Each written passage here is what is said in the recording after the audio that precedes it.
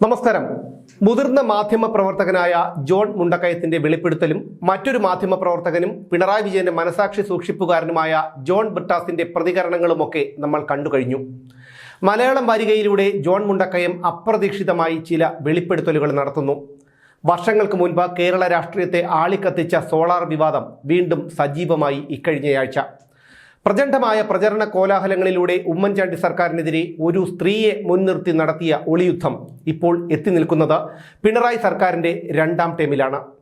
കെട്ടടങ്ങി എന്നു കരുതിയ കനൽ വീണ്ടും ആളിക്കത്തിക്കുകയാണോ എന്നുള്ള സംശയം സ്വാഭാവികമായും ഇതൊക്കെ കണ്ടും കേട്ടും ജീവിക്കുന്ന കേരളത്തിലെ പൊതുജനങ്ങൾക്കുണ്ടാകാം. ദല്ലാൽ പണിയുടെ കത്തിവേഷം കെട്ടിയാടാൻ നന്ദകുമാറിനോടൊപ്പം രണ്ട് മാധ്യമപ്രവർത്തകരും പാതിവെന്ത രാഷ്ട്രീയ നേതാവുമുണ്ട്. ജോൺ മുണ്ടക്കയവും ജോൺ ബ്രിട്ടാസും പിന്നെ ചെറിയാൻ ഫിലിപ്പും. ബ്രിട്ടാസും ചെറിയാനും പിണറായിയുടെ ഉപജാപക വൃന്ദവുമായി സഹകരിച്ചിരുന്നവരാണ്. പിണറായി വിജയൻ വിദേശത്തു നിന്നും മടങ്ങിപ്പോരേണ്ടി വരുന്ന അവസ്ഥയിലായിരുന്നു ഈ വാർത്തകൾ പൊട്ടിമുളയ്ക്കുന്നത്. തൻ്റെ അവധിക്കാല വിനോദയാത്ര പാതി വഴിയിൽ അവസാനിപ്പിച്ചിട്ടാണ് ഒരു ദിവസം പുലർച്ചെ തസ്കര സംഘത്തെ പോലെ പിണറായി വിജയനും കൂട്ടരും തിരുവനന്തപുരം വിമാനത്താവളത്തിൽ വന്നിറങ്ങിയത്. ആ മുഖഭാവം വ്യക്തമാക്കിയത് എന്തൊക്കെയോ ആ മനസ്സിൽ നീറിപ്പുകയുന്നുണ്ട് എന്നു തന്നെയാണ്. എന്തായാലും തൻ്റെ പ്രജകൾ അനുഭവിക്കുന്ന വരൾച്ചയുടെയും മഞ്ഞപ്പിത്തം അടക്കമുള്ള പകർച്ചവ്യാധികളുടെയും കെടുതികളെ ഓർത്തുള്ള ഉത്കണ്ഠ കൊണ്ടല്ലായിരിക്കാം പിണറായി മ്ലാനവദനായിരുന്നത് എന്നുറപ്പാണ്.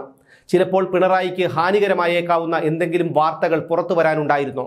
അങ്ങനെ വേണം അനുമാനിക്കാൻ. സ്വപ്നയുടെ കേസ് ഹൈക്കോടതിയിൽ എത്തുന്നുണ്ട്.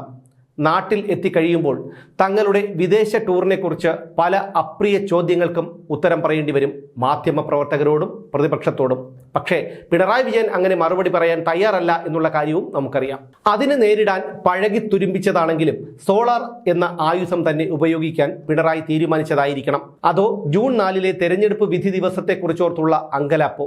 BJPക്ക് സീറ്റൊന്നും കിട്ടിയില്ലെങ്കിൽ മോദിയുടെ കോപം, സീറ്റ് കിട്ടിയാൽ CPM ഉണ്ടാകുന്ന പ്രതിസന്ധി, ഇതിനൊക്കെ കാരണഭൂതം താൻ തന്നെയായിരിക്കും എന്ന് മറ്റാരെക്കാളും നന്നായി പിണറായി വിജയൻ അറിയാം. എന്തായാലും ആ പദ്ധതി വിജയിച്ചു എന്നു തന്നെ പറയേണ്ടി വരും. കാരണം പിണറായി കൂട്ടത്തിന്റെ മടങ്ങിവരവ് സോളാർ വെളിപ്പെടുത്തലിൽ മുങ്ങിപ്പോയി. പിണറായി പ്രതിസന്ധിയിലാകുമ്പോൾ ഇനിയും പുതിയ വിഷയങ്ങളുണ്ടാകും. നമുക്കിതെല്ലാം കണ്ടും കേട്ടും പിഴകളും നികുതികളും കൊള്ള വൈദ്യുതി ബില്ലും അടച്ച് ഇവിടെ ഇങ്ങനെ ജീവിക്കാം, ചത്തതിനൊക്കുമേ ജീവിച്ചിരിക്കലും എന്ന മട്ടിൽ.